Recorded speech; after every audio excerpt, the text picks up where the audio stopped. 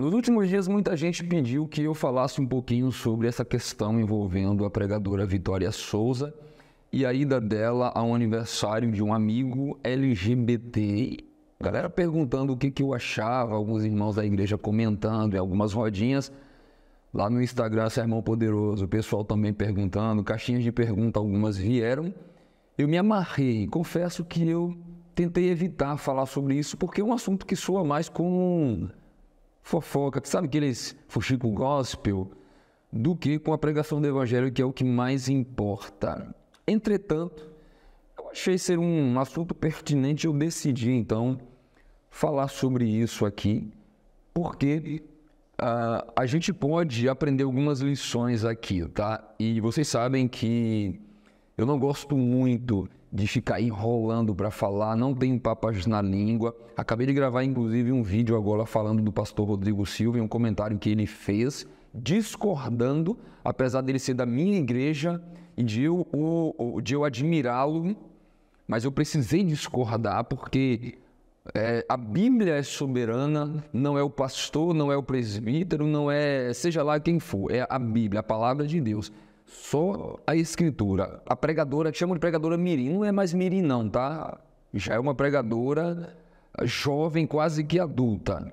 Ela sabe o que está fazendo, ela conhece a Escritura, ou pelo menos deveria conhecer. Eu acho que muitas polêmicas envolvendo a Vitória poderiam ser resolvidas se ela tivesse uma assessoria mais próxima. Eu acho que se os pais fossem mais próximos ou mais espirituais, não quero aqui questionar a espiritualidade dos pais, tá? Mas eu acho que se fossem pouco mais do que são, a Vitória Souza não entraria em tantas polêmicas. Entretanto, abrindo um parêntese aqui, árvore que dá frutos leva pedrada. Fazendo certo ou errado, dando em evidência, vai levar pedrada. Certo ou errado. Todos os pastores levam pedradas. Pastor Silas Malafaia leva pedrada. Pastor David Leonardo leva pedrada. Chamam até de pastor do banquinho, pastor coach. Marcos Feliciano leva pedrada, o Eliseu leva pedrada, enfim. Fazendo certo ou errado, estando em evidência, sendo exposto na internet, você vai levar pedrada. Tenha certeza disso, vai ter gente que vai falar bem e mal. Agora, se tratando da Vitória, nunca parei um vídeo aqui para ficar falando sobre ela, mas óbvio que eu não concordo com a forma como ela prega. Não sei se eu posso chamar de pregação, já que é mais palestra motivacional. Eu não concordo. Eu acho que a Bíblia podia ser mais exposta quando ela pega o microfone. Agora, em se tratando desse assunto específico, pessoal, a gente não pode tratar isso de forma leviana. A gente não pode falar o que vem na teia. E, infelizmente, no mundo evangélico existem muitas pessoas que são alienadas. Elas têm a Bíblia na mão, mas elas preferem a alienação religiosa, que é o excesso de religiosidade. Não param para pensar, não param para analisar, não amam, que não adianta você querer usar a Bíblia sem amor. Então você precisa amar a pessoa, você precisa pregar com amor, você precisa inclusive repreender com amor. Se não tiver amor na repreensão, você não tem o direito de repreender. Pode até ter um direito legal, mas moral não tem. Uma igreja, por exemplo, que disciplina um membro, uma comissão que disciplina um membro, se ela não amar um membro, se ela não sofrer com aquela disciplina, se ela não chorar com aquela disciplina, ela não tem o direito moral de disciplinar. Pode ter legal, mas não tem o direito moral. Porque a disciplina sem amor não é disciplina, é vingança. Então eu acho que, sobretudo, a gente precisa, antes de falar alguma coisa, de julgar alguém e até mesmo condenar alguém, a gente precisa amar e precisa tratar com a palavra e com amor. Eu acho que, com relação à Vitória Souza, eu acho que falta muito amor por parte de muitos. É muita religiosidade exacerbada sem amor. Tá todo mundo errado quando fala alguma coisa dela? Óbvio que não, claro. Eu concordo com a maioria das coisas que falam a respeito da forma como ela prega. Eu só não concordo com a forma como muita gente trata essa menina. Sem amor. Entende? Eu não sei se você está compreendendo o que eu estou falando. tá errado, então vamos lá, vamos ajudar, mas a gente precisa mostrar que a gente ama. E às vezes você só ficar na internet atacando, gravando vídeo, esculhambando, dizendo que é do diabo, dizendo que a pregação é do diabo, que não sei o quê, não sei o quê, não sei o quê, com um dedo apontando, enquanto 3 estão apontando para a pessoa e um ainda botando Deus no meio aqui. Eu acho que falta muito amor de muita gente quando vai falar dessa menina, dessa jovem, né? Agora vamos voltar aqui, com relação ao fato dela ter ido ao aniversário. Vamos esclarecer algumas coisas aqui. O cristão pode ir ao aniversário de um conhecido, de um amigo homossexual? Sim ou não? E aí, o que é que você acha? Pode ir ao aniversário? Pode. Se convidar, eu acho até que deve. Óbvio que se for um aniversário, a depender do aniversário também, do ambiente, vai ter muita música, muita cerveja, né? Muita cachaça. O ambiente não é um ambiente para um cristão estar. Então, o que que o cristão faz? É teu amigo, é teu conhecido, é teu parente? Vá lá, entre, passe pelo meio do pagode, do churrasco, da cerveja, do jeito que for, e vá até o seu amigo, se ele não vier até você. Dê um abraço, dê um beijo, dê as felicitações, entregue um presente, mostre que você o ama, que você a ama, e diga que você não vai poder ficar por algum compromisso. Ou você falou, você sabe que o ambiente aqui tá muita festa, muita... Eu não curto muito, eu vou ter que ir, mas eu fiz questão de vir aqui te dar os parabéns. Entende? Então, se o ambiente não é propício para você estar, muita festa, então faça isso. Vá lá, abrace, beije e vá. Chame no canto. Posso orar com você para Deus te abençoar? Ore por ele, impunha a mão na cabeça, faça o que você for. Ore por ele, para que Deus te dê mais um ano de vida com muita saúde, muitas realizações, muitas bênçãos. Que Deus te transforme teu coração. Faça com que você o enxergue. Já aproveita para pregar para ele ali. Que você o enxergue, que você o adore, o sirva. Então, ore por ele ali e vá embora. Mas o ambiente não está tão ruim, desvirtuado. Você vai ficar, você pode sim ficar na festa. Não é porque o teu amigo, a tua amiga é LGBT que você vai rejeitar um convite de ir lá no aniversário. E outra coisa que a gente precisa lembrar aqui também, não era uma celebração de casamento, não era um casamento gay, para dizer que ela não podia ter ido, ou falado. Não era um casamento gay, era uma celebração de aniversário, como eles chamaram de culto de ação de graça. Eu só não chamaria de culto, porque culto é quando nós nos oferecemos a Deus como sacrifício vivo, reconhecendo que Ele é soberano em nossas vidas. Isso é um culto. Quando eu, de fato, estou me ofertando a Deus como Ele quer. Isso é um culto, é dando a Deus o que Ele quer. Isso é um culto. Passou disso, pode ser um encontro de ação de graça. Culto, não. Então, não posso chamar... Eu não estou dizendo dessa reunião específica. Mas a gente não pode chamar qualquer aglomerado de pessoas de culto. Só porque decidiram abrir a Bíblia e ler um verso ou outro. Nesse caso específico, ela foi ao aniversário dessa pessoa que, segundo a gente viu na internet, era amigo. Não sei se era amigo, mas segundo a internet era amigo dela. E ele, influenciador famoso, tem um relacionamento com uma pessoa do mesmo sexo. Então é LGBT.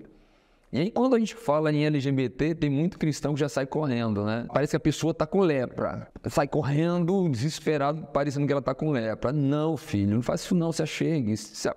Ame, abrace, ame. Mas fale de Jesus para ela. Fale de Jesus para a pessoa. E a Vitória foi. E aí, eu estava assistindo o vídeo do pastor Vagnão, acho que é da Bola de Neve, né? Ele tem um canal, Vagnão. E o Vagnão falou assim, e o aniversário? É certo? É certo. Pegar o microfone para falar? É certo? Não, é errado. Ela não podia pegar o microfone para falar. Vagnão, com todo o respeito e carinho que eu tenho por você, você está errado. Você está errado, né? Tem nada a ver uma coisa com a outra. Ela podia ir no aniversário? Sim. Ela podia pegar o microfone para falar? Com certeza. Ela podia pregar no aniversário? Com certeza. O problema não está no fato dela ter ido. O problema não está no fato dela ter pego o microfone para falar e pregado. problema não está aqui. Ela poderia muito bem. Se um amigo meu... Deixa eu ver se eu tenho. Eu não tenho um amigo que é LGBT assumido. Mas eu tenho gente próxima que treina na academia comigo, que pratica atividades comigo, que eu conheço, que eu vou lá, abraço, que eu compreendo, que eu falo que é gay. Se chamasse pro meu aniversário, eu iria? Iria. Se pedisse para eu pregar, eu pregaria? Pregaria. Qual o erro nisso? Quer dizer, então, que você seleciona os lugares onde você deve ir e pregar? Foi para isso que Deus te levantou? Para pregar para a gente certa? Que tipo de médico é você que só quer atender são? Foi para isso que Deus te levantou como pregador? Para você pregar só em lugares limpos? Só em lugares de pessoas perfeitas? Foi para isso? Eu acho que tem alguma coisa errada aí, tá? Deus não nos levantou para ficar pregando dentro de igreja, não. Foi para pregar para as pessoas que precisam ouvir dele. Agora, o problema está na mensagem que você vai levar para o ambiente. Essa mensagem que eu já não gosto disso. Eu estou aqui profetizando um negócio. Deus está me dando um negócio. Tem pregador que é assim, né? Qualquer coisa é oportunidade para dizer que é Deus que está dando. Deus está me dando uma palavra aqui, de uma profecia para você. E ele começa a falar. O teor da mensagem dela foi basicamente esse, né? Profecia de que Deus vai te levantar, vai fazer você isso, vai fazer você aquilo outro, aquilo outro. E a principal pregação ela não pregou. Aqui está o erro da vitória. Pregação de arrependimento. Mas não sei quantas, 20 pessoas aceitaram a Jesus. Aceitaram? Mudaram de vida? Foram convertidas? Transformaram, abandonaram o erro, abandonaram o pecado? Porque aceitar Jesus é isso. É rejeitar o eu, é abandonar o eu, abandonar a vida de pecados e aceitar tudo que Deus estabeleceu como doutrina, como norma, como preceito, como dogma para a minha vida. É ter a vida mudada, transformada. Isso é aceitar Jesus. Só porque chorou, só porque se abraçou, só porque se emocionou, não. Isso aí não. Isso aí qualquer vendedor de quinta que sabe alguns gatilhos mentais, que entende de persuasão, faz a pessoa chorar e comprar o que ele quiser. Mensagem de arrependimento. Eu acho que o que faltou foi uma mensagem de arrependimento. Foi pregar para que se arrependam, para que mudem de vida, para que aceitem a Jesus e mudem de vida. E se preciso for, dar o nome ao pecado, chamar o pecado pelo nome. Isso que falta. Eu não conheço as pessoas, não sei o que elas são, a vida que elas levam.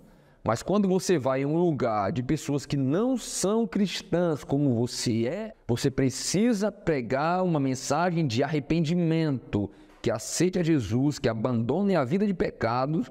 Óbvio, se não é cristão, se não serve a Jesus, está em pecado. Então que abandone o erro, que abandone o pecado e que passem a servi-lo como ele quer ser servido. Eu acho que o erro da vitória foi não ter pregado uma mensagem de arrependimento. Agora, o fato de ter ido, de ter pego o microfone, não. Eu acho que quem dera a todas as festas de pessoas mundanas, um cristão fosse lá pregar. Olha que maravilha. Só porque o rapaz LGBT, você não vai querer ir lá? Você não vai querer abrir a Bíblia, pregar? Então você quer ir pregar onde? Dentro da igreja? Bonitinho, para ficar se mostrando para os irmãos? Ficar engordando os irmãos? É isso que você quer? Aí quem está lá fora precisando ouvir não merece, então, só porque é gay? Eu vou finalizar o vídeo por aqui, tá? Esse assunto aqui para mim já deu. O evangelho precisa ser pregado a todo mundo.